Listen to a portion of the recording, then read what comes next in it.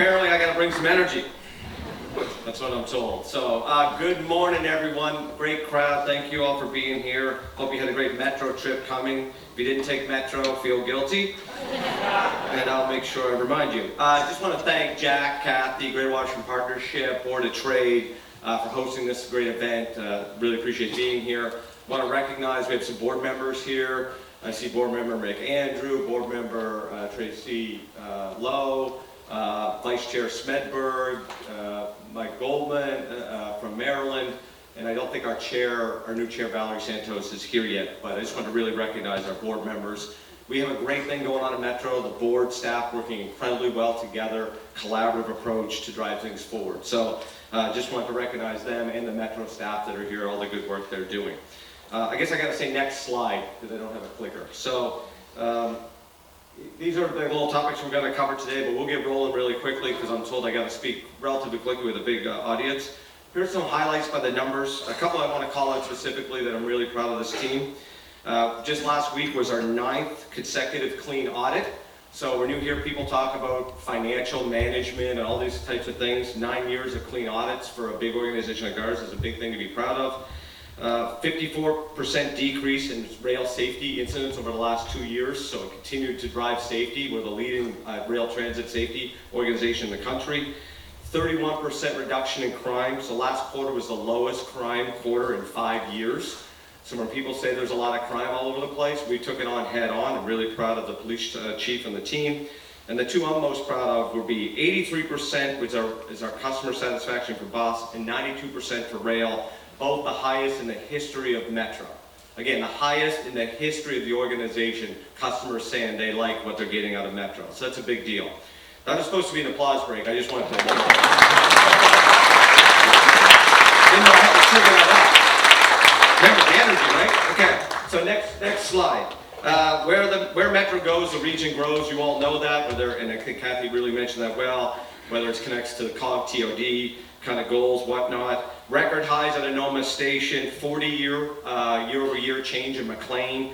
Look at these numbers, right? $9.4 billion of economic activity near where Metro is, $330 billion of property within the Metro half-mile station areas, and we generate about $3.2 billion of regional tax. So basically, wherever Metro goes is where our economy is thriving. Next slide, please. I want to take a few moments, this is a little deep section, to really talk about Metro's financial management, but the structural funding challenge at Metro. So things that we're trying to do the best we can at the agency, but still challenging parts. Okay, so the next slide. October, 43 consecutive months of ridership growth at Metro, and what I'm really proud of, Metro Bus leads the nation in ridership recovery on the bus side. And through October, we are the #1 in ridership growth among all U.S. rail systems in the country.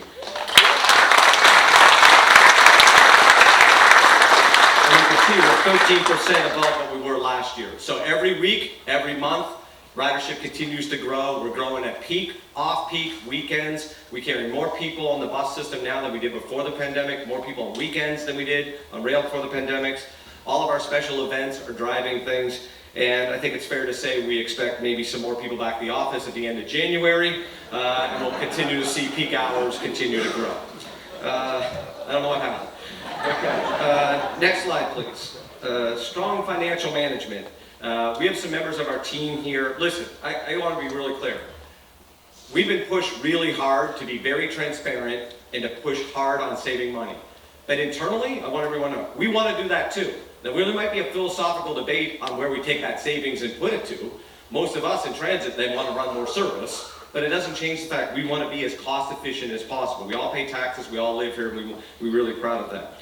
So a couple things I want to highlight on this slide. First, on the left side, rail fare evasion. #1 thing I heard when I got here, too many people not paying their fare.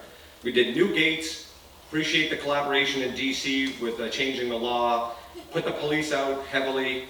Rail fare evasion is down 82% on the rail side. Paid trips are up significantly. We did a 12.5% increase in fares to deal with inflation, which I think was only fair. Look at Q1. Q1 ridership is up 9% compared to last year. Revenue, we're $17 million above budget. 14% then overall, and now we revised to have 255 million trips on this system in FY25. On the right side, so that's basically saying ridership and revenue are going exactly in the direction we want them.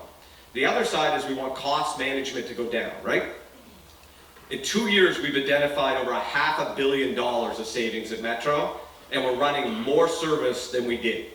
So again, reiterate, we're doing more of what we are expected to do for $500 million of savings. $275 million in operating budget, and in capital, and $257 in operating. A couple things I want to highlight here.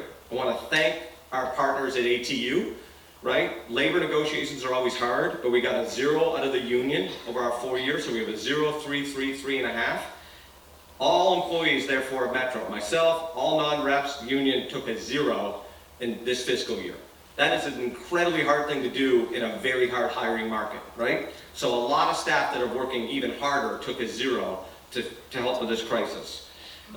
We also got some bargaining aspects done to avoid the big spikes in the CBA, so really thankful for ATU's collaboration on that. And we're delivering a 0 growth budget in FY25. So you put all that together, we are going at this very hard, whether it's running more 6-car train sets, looking at all of our specs, our guidelines, our standards. Everything is being touched at Metro to drive cost efficiency. There's not a lot left, I don't think, but we work really hard, and we're not going to ever stop working to try to drive every dollar we can for productive service. Next slide, please. I think this part is crucial, though, for people to talk about how transit costs work. There's fixed and variable costs, like every type of organization, but we're incredibly high fixed costs. So take the rail section as an example. No matter how many trains an hour we run, we're going to have track, power, signals, control center, you name it, that has to be maintained and inspected. So for every extra trip we run, the variable cost is incredibly small. So 80% of our rail costs are more or less fixed. So basically, whether we run 5 trains on the red line an hour or 30 trains, there's very little cost difference. So what we're trying to do is lower our fixed costs as best we can, as those efficiencies I mentioned, so we can run the right amount of more service in targeted areas, because the cost to do that is so little because we have to spend so much to run the assets anyway. Again, how to be more efficient with everything we're doing. Just really want to highlight that because we hear a lot. Why don't you just cut?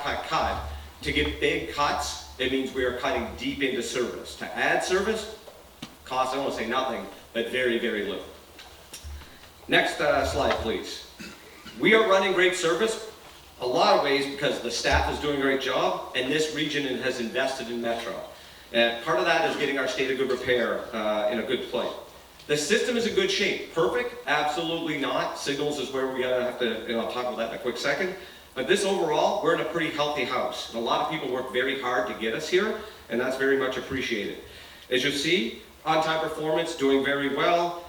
We still want to shoot a little bit higher, and as we go into automatic train operation, we expect that to increase even higher, and reliability. Reliability of rail car vehicles. Last year, we ran the most reliable heavy rail fleet in America, and the system has decreased smoke and fire incidents by 70% since 2017. So the system is in good shape. I'll challenge you all to say, be with me, that we're not going to go back. Oh, maybe it's too soon. Okay, that was too soon.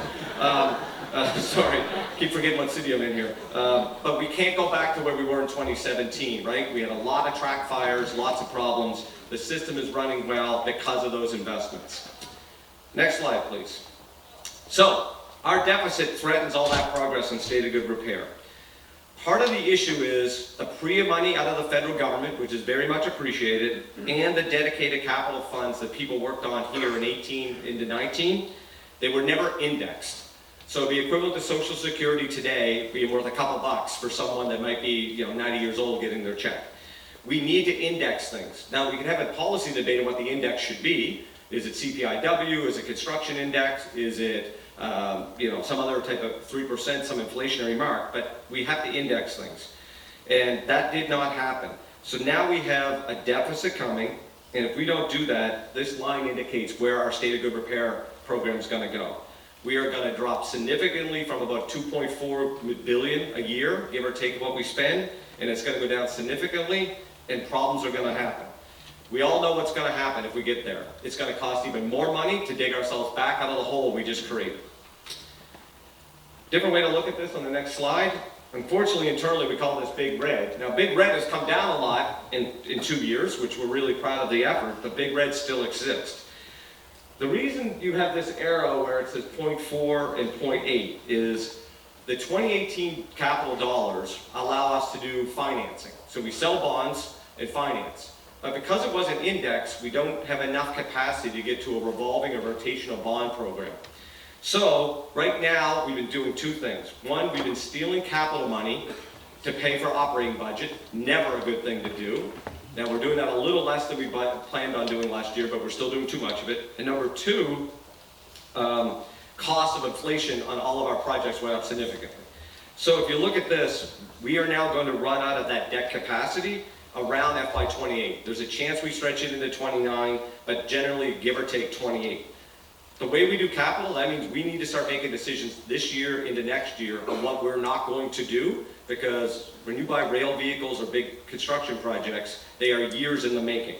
So I say that we have a crisis today, even if it looks like it's an FY28. Okay, just clearing everyone. Today we have a crisis that is years. Next slide, please. So what we need to keep the region moving, we need to baseline our stuff.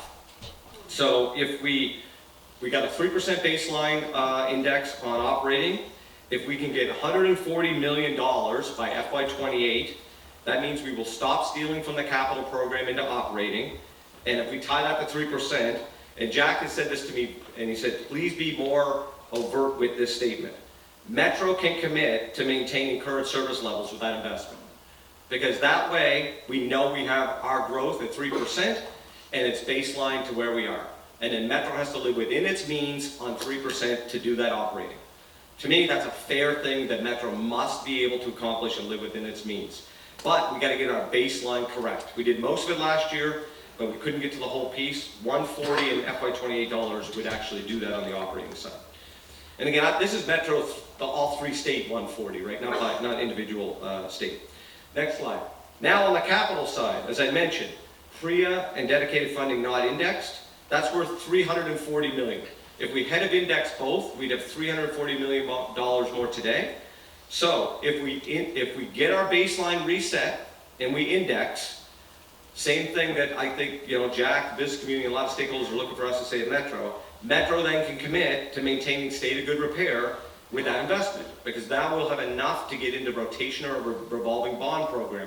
So as bonds expire in say 2045, we'll have that cash to do new bonds. The state of good repair program should in theory never have a problem again. Rail cars, tunnels, signals, power, all of those things, buses, should be in a nice rotational piece.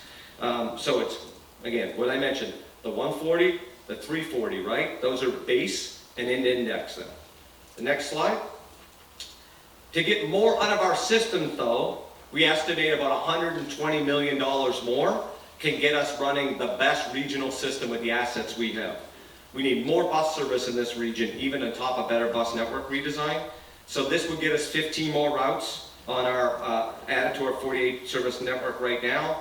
And we could do more rail service. Eventually we're gonna need bigger peaks, right? And especially if more people come back to the office quicker.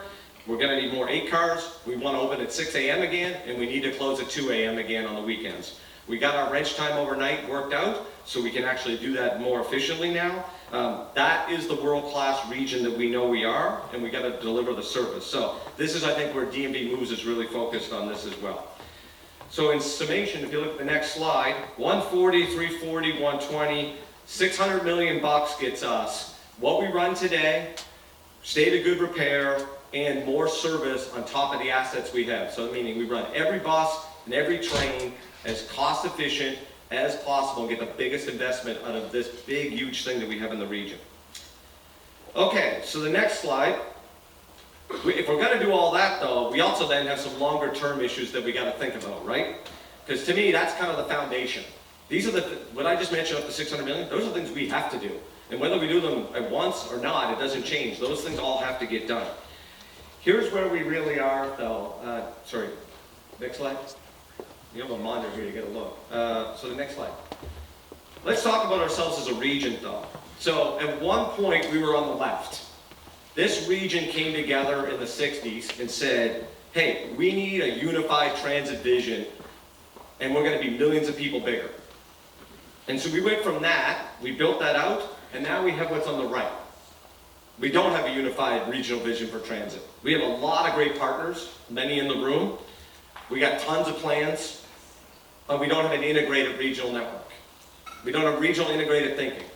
We have a lot of localized thinking, and then we got metro thinking. And I challenge us, we need to become more integrated, more efficient, move more people on transit, because that's the whole game. How do we get people in cars? How do we get people more housing near transit? How do we make life better here for people that live in this region? We got to figure this out. We have really become this confederation versus a unified region. And I know that's real hard with 3 states, but people move regionally, not jurisdictionally. And we got to think about how we all come closer together. And I'm not saying that's Metro runs everything. I'm going to be crystal clear. But there have got to be ways that we can kind of be closer together as one integrated region.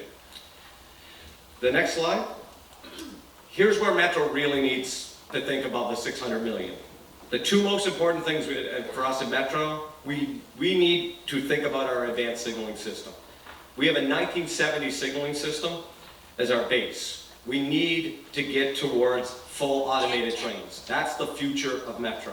It's how Europe runs, it's how Asia runs, and the reason they run that way. It's the safest, most reliable, most cost-efficient trains in the world. And that's a good example of Paris and London, right? We are not keeping up with the world capitals, period. And we need to get this. If we don't, signaling will become a problem here where we'll go back to the teens and we'll have delayed trains and big problems.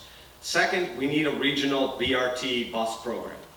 We need this, all of us, right? There we go. The regional planning leads to better fleet management, facility management, workforce. And as long as we all do it separately, we're never going to have a good regional approach to BRT. Again, Metro doesn't have to run it all, but we have to all agree what are the priorities for BRT as our region, because it all connects together. After that, the next slide shows the 2 other problems that we have. We have flaws in the system as they were put together, right? Blue, orange, silver from Rosslyn to Stadium Armory has been a choke point. It's been talked about at Metro for 20 years, study after study. We're going to have to do something, right? Right now, we have an infrastructure law where we're leaving money on the table. Regions all over America are getting projects, and we have none in the pipeline. It's the first time in the history of Metro where we have nothing in design or construction, right? Think about that. One of the most powerful, important regions in the world, and we have nothing planned. And all these other people do. So we need to solve this choke point at Rosslyn Tunnel, and we have to also work on things like Foggy Bottom Station that only has 1 entrance. It's our busiest 1 entrance of the whole system. Farragut needs to get connected, which it should have been at the start. Metro Center and Gallery should be connected, which it wasn't at the start. There's easy things to do to make this system work a lot better. So I end with the last slide, which is we need to think about a bigger future, right? So I hear a lot about what are we doing, and we got to move past from counting staples to thinking about the future, right? I think we've shown in 2 years we're managing every dollar we can perfectly, or not perfectly, but as best as we can. Ridership is growing faster than anywhere else in the country. Customer satisfaction. I challenge all of us to say, are we going to invest in Metro when it's doing well, or only when it's falling apart? And I would suggest it's much better, much more efficient to keep investing in Metro when it's doing well and not have to go back to a crisis, right? So we're the national capital, the most powerful, rich country in the history of time, and we should all want the best subway and bus system to represent that, you know? So COG, and I appreciate Clarke is in the audience somewhere, his leadership and all the leadership of COG, they put these plans together. 320,000 new housing units in our region. Almost all of them are near transit, right? We have environmental goals, all going to be delivered by more people on transit. So us as a region, we're going to have to get all modes, all partners, all about moving more people on transit. We need integrated ticketing. We need to think about our bike share program. We need to think about water. We need to think about regional rail, integrated bus, integrated metro. We can do this. It's done in a lot of other places in the world, and I think this is our time to really bring the DMV together. So I just want to thank everyone for all of your support. We're trying to do everything we can at Metro, and I just look forward to all of our other panelists and us being being a really united region, bringing mobility forward. So again, thanks Jack and Kathy for the opportunity to do this.